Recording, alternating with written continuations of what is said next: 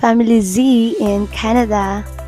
So welcome to our vlog. So this is our first video and short overview lang po kung ano yung magiging content ng aming vlog. So for this vlog po, we're gonna talk about ano nga ba ang meron sa Canada, why we are here, ano ang lifestyle na meron kami dito sa Canada, and also ano yung mga magagandang bagay na makikita natin or ano yung mga klase ng food na meron dito sa Canada. So lahat yan ay matututunan ninyo dito sa vlog na to. Even paano mag-apply ng teaching permit dito sa Canada. Yan. So lahat ng katanungan po ninyo is pwede nyong i-comment dito sa ating video and mag-response kami hanggang kung ano yung kaya namin itulong or sagutan. Ibigay na sagot about your questions. Yan. So hopefully po makatulong ang vlog na to sa mga nagplaplano ng pumunta dito sa Canada. So yan. So nakikita nyo sa video na yan, ito yung unang punta namin sa superstore, which is sobrang daming pagkain na talagang ma-amaze ka kasi dito kaya mo siyang bilhin, ganon. So even naman sa Pinas pwede naman bilhin, pero yun nga medyo mahal. Pero yun nga, kung i-convert mo yung peso, yung Canadian money sa peso, medyo malaki. Pero yun nga, pag nandito ka na, bawal na mag-convert kasi nga you're using Canadian money na. So yun, bawal nang mag-convert ng peso kasi pag convert mo siya talagang yun, mahal naman nito, ganun. No, mahal pala nito. And so, una natin pag-usapan yan, yung pagkain dyan. So makikita nyo, yan, $3 yung maliit na carrots na yan. At fresh yung mga ano nila dito, yung mga gulay nila. Yan. And pinaka gusto ko dito is yung part ng different kinds of berries. Kasi nga, as we all know na sa Pinas, 'di ba? Hindi siya talaga common na nakikita sa mga supermarket. Pero dito, yan, makikita nyo na sobrang daming iba't ibang variety ng berries. Yan, so nakita nyo kanina doon yung corn, no? Corn. Yan. So iba't ibang patatas, meron din. Yan, sweet corn, meron din dyan. Parang typical din na ano natin sa Pinas. Yun nga lang, ito is mga ano nila dito, mga parang kumbaga imported dito. Yun yung common na meron sila dito sa Canada. Ayan. And then, also, ito yung first travel namin, napunta kami sa White Rock, which is, ito yung dagat na parang pagitan ng Canada and US. Ayan. So, yan yung unang debut namin nung dumating kami dito sa Canada. By the way, dumating pala kami dito sa Canada nung May. So, end of spring ang dinatnan naming season dito sa Canada. And May 12 to be exact nung dumating kami dito. And good thing, pagdating namin dito, yung weather is hindi siya malamig. So, okay lang siya. So, nakapag-adjust kami ng agad-agad sa weather. Hindi siya agad winter kasi nga, diba, winter sobrang lamig. So, yan. Kung makikita nyo, may araw. And by the way, dito sa Canada, ang araw ay golden sun ang tawag. Kasi nga, talagang parang short period of time lang yung may experience mo yung ano ng araw. And also, this video is our first Bible study. Wherein, syempre, alam niyo naman na dyan sa Pinas, nag-attend din kami ng church, mga Bible studies, and even different fellowships. So, it's good thing when we arrive here in Canada, meron na kaming church na tumanggap sa amin na yon, na kung saan nag-attend kami every Sunday. So, this is the first Bible study that we attended. And, malaking grupo yan, which is now is nahati siya kasi nga masyado na marami. And this service is our first Sunday service dito sa Vancouver, Canada. And ang name ng church na ina-attendan namin is Praise International Church. And also, this video is, this is the welcome party for us. And also, at the same time, celebration ng Mother's Day. Kasi diba May is Mother's Day month. Month. So, yan. At ito yung ni-request ko yan, strawberry berries. We have blackberries, blueberries, and strawberries. Yan. At ang busy nagluto niya, syempre, si Ate Helen. And also, ito yung park na malapit sa bahay. Yan, malapit yung park na yan sa bahay.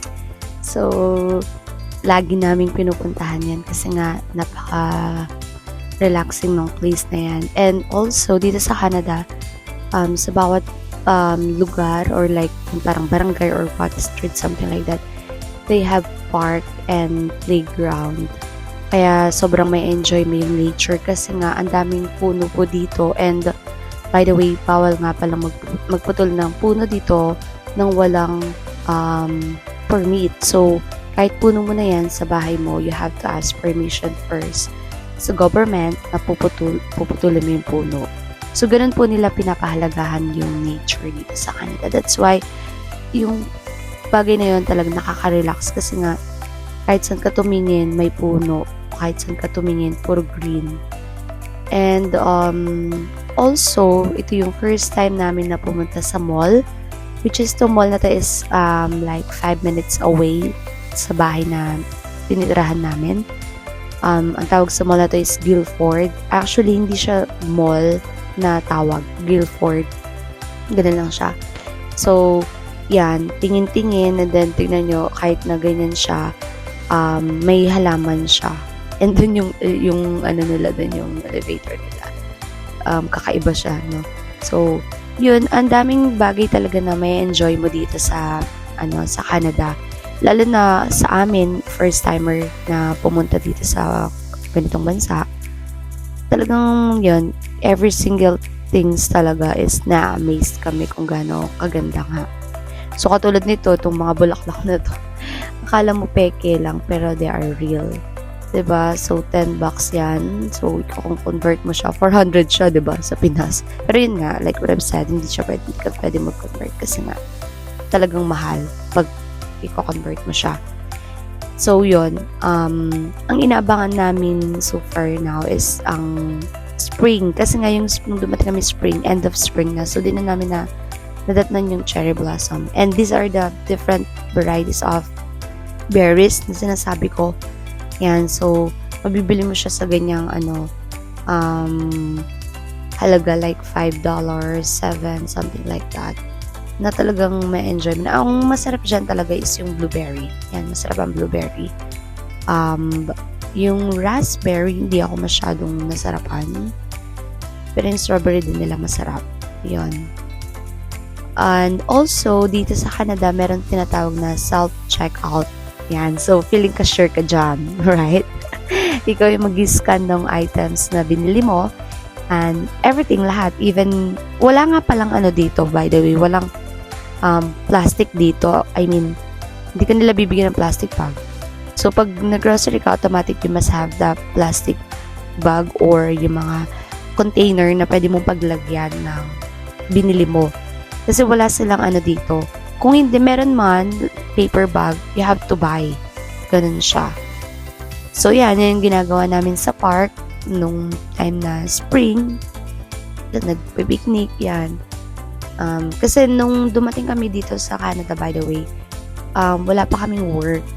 So, ako, open work permit ako, pero wala pa akong work kasi nga, yun guys, reality talk lang, no? Real talk lang. Dito sa Canada, hindi talaga agad-agad nakakahanap ng work. Okay? Diba, alam nyo nga na dyan sa Pinas is, I'm a teacher. So, umalis ako dyan na teacher ako, diba? So, nung pagdating ko po dito, hindi ako agad nakapasok sa school. So, ang start ng school nila dito is August. And end of school year nila is June. So, dumating kami ng May. So, pa-end na ng school year. And then, nung nag-apply ako sa Indeed, yun yung kung saan ka mag-apply ng work dito sa Canada. So, Indeed. Sobrang dami ko talagang in-applyan, guys, ng mga schools. Yun nga lang, they're asking for ECE. So that is a certificate from Canada, from here. And then also like a license to teach here.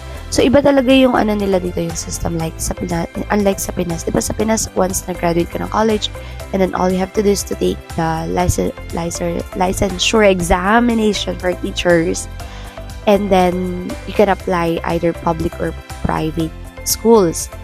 So dito, they have their own process na you have to follow talaga. And then they have their own curriculum, which is somehow quite the same now sa Pinas kasi nga we have K-12. Yun. So, sa ibang vlog ko, ikakwento ko paano yung nangyari, yung paano yung kwento ng paano ko nakapasok sa school dito sa Canada. Despite of, like, wala pa akong half a year na nag-stay dito. So, yon sa ibang vlog ko, ikakwento ko yon. And then, I hope yung mga gusto maging mag-pursue ng career nila here, especially mga teachers. Yun, makatulong yung vlog ko na yun. So, wait for that vlog, guys.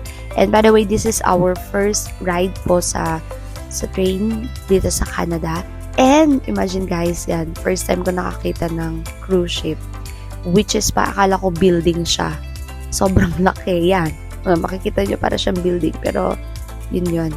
So, by the way, itong lugar na to is, tinatawag nila dito is downtown, which is ito yung parang pinaka-city ng Vancouver. Dito yung mga iba't ibang universities, something like that, na kung saan madami din buildings, ganon.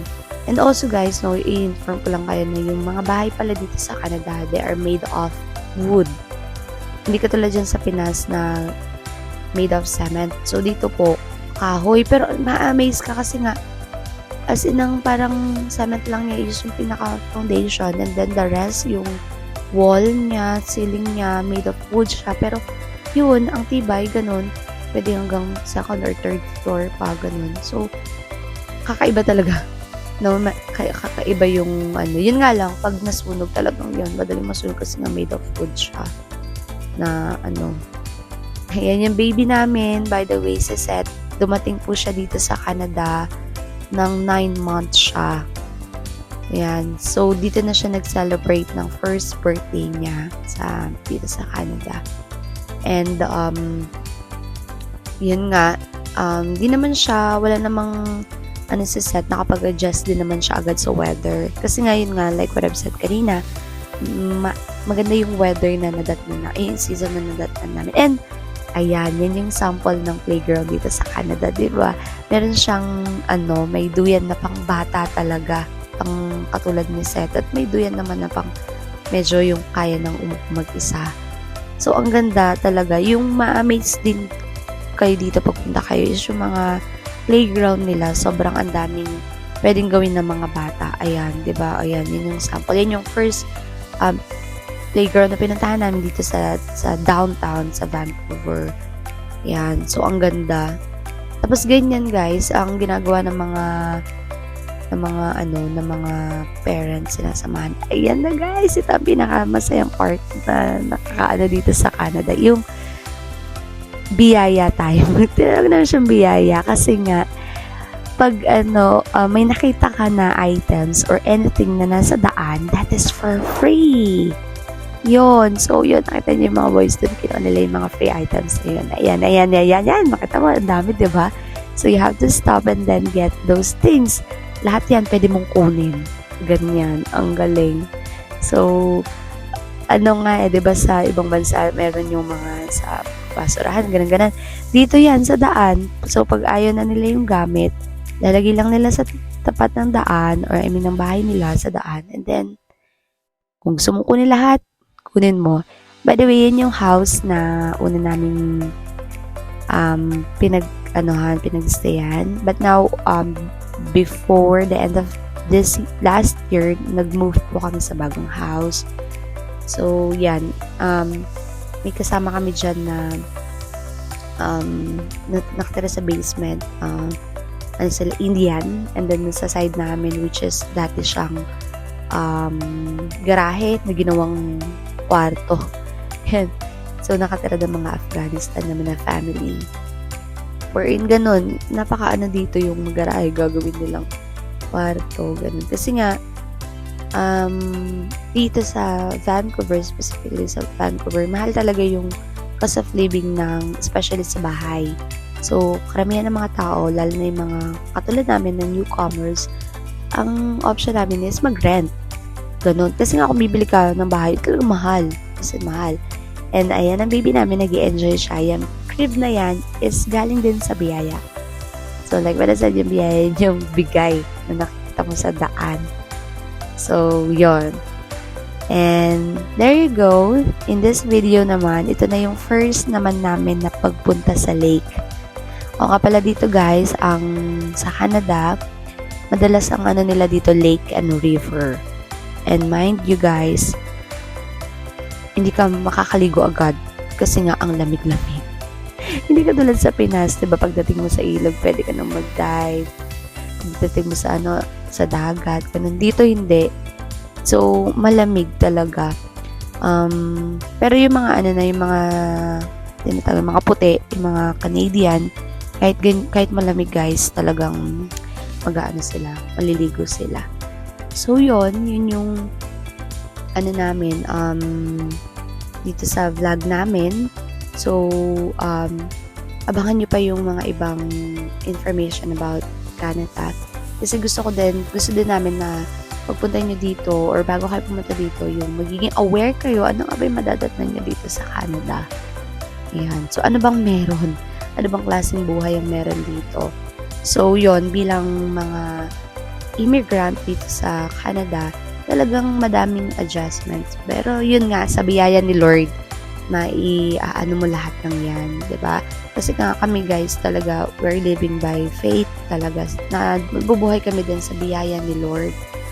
And yun, ini-enjoy namin yung ano yung meron dito, yung like nature, pagkain, ano man yung meron dito, ini-enjoy namin kasi we know na dinala kami dito ni Lord ng may dahilan, the purpose, right? So, yun. At first, syempre, hindi ganun kadali na mag-adjust sa bagong buhay, sa bagong yan dito sa Canada. So, hindi talaga madali. Pero yun nga, sa biyaya ni Lord, diba, magiging madali lahat. Yun. Kaya, I encourage yung mga pupunta dito sa Canada na maging ready talaga.